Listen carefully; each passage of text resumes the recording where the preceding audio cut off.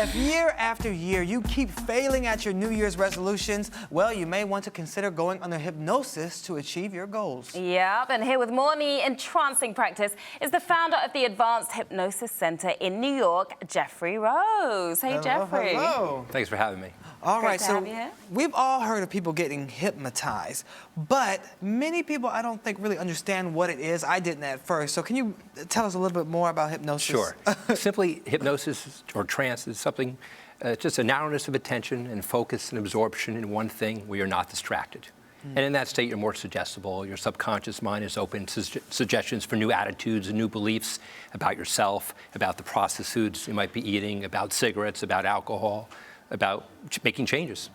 Because most people, when they think of hypnosis, they think of magic tricks, they think of people barking and doing crazy Sure. stuff, right? But you do a different type of hypnosis. You're actually helping people. Right. Yeah. They have their goals. They want to quit smoking. They want to lose weight.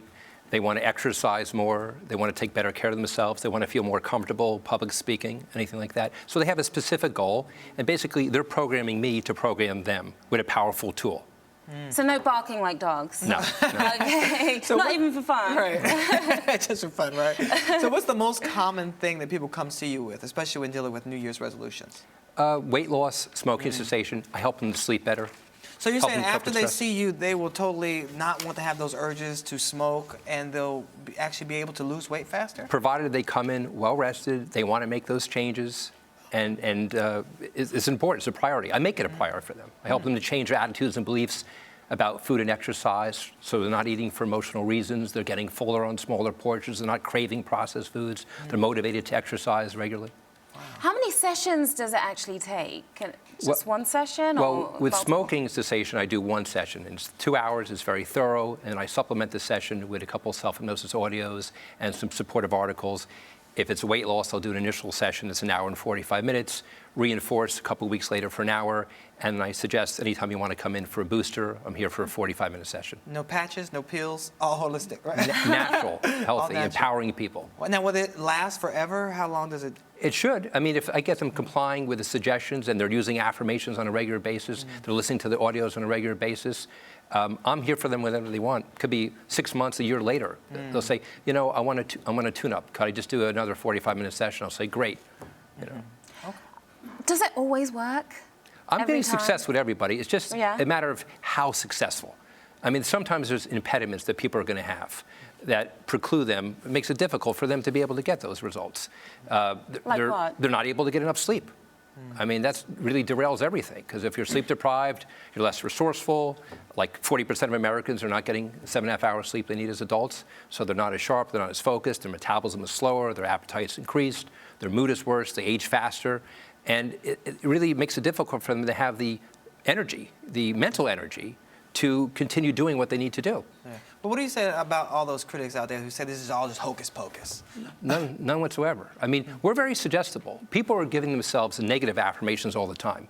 They're not deliberately seeing a hypnotist or doing self-hypnosis and saying, I'm a loser, I'm going to be heavy forever. But these thoughts creep up all the time. And you want to counter that. So you're kind of hypnotizing yourself when you have these thoughts? All the That's what time. you're saying, yeah. People have these, I mean, they're saying my anxiety all the time when they have anxiety. You don't want to use the word my before something that's negative in their life. You know, they're thinking I'm always going to be fat. And of course, the behavior is going to support that.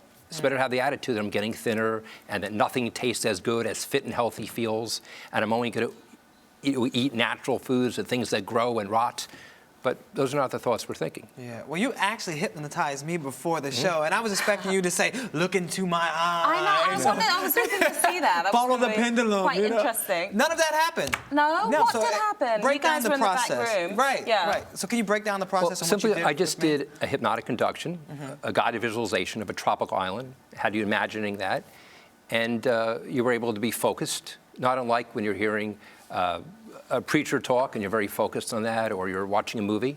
Again, like a movie is a good example, because in the movie theater, at the beginning of the movie, you're very conscious, which is an awareness of the present. The subconscious mind's not engaged yet. That's feelings and emotions and creativity and stored memories and subconscious patterns, which are habits, some of which we modify. But initially, the subconscious is resting. You're very conscious. You see an actor. You know, you're distracted, thinking about when you saw the actor before. You're distracted by a scene. But eventually, you start getting deeper and deeper to the movie, you go into hypnosis, your conscious rests, your subconscious is in the forefront, and you're getting everything at a deep subconscious level. You're crying when it's tearful. Nobody made you do that. So hypnosis is always self-hypnosis. I'm just guiding my clients to a state they can do all by themselves, and they're more suggestible. Very interesting. Yeah. And why were you hypnotizing Shannon? What were you? Because what was he asked me. issue? Helping me with some New Expose it to the Year's world. resolutions. I wanted to read more books this year, and I wanted to eat smaller portion sizes because I overeat all the time. I just love food. But he looks great anyway. I work He out a lot. does. That's what it is. He works out all the time. So how are you feeling? Did you feel any different? You know, through this during the process? actual session, I thought I was going to be like passed out and not remember anything and just come to and, the snap of my finger. But none of that happened. It was very relaxing. It was soothing. It was like I was going into a deep state of consciousness, and I was just relaxing and just closing my eyes and falling back into this deep. I felt heavy though, like I couldn't move, like I was almost in a trance, if you will.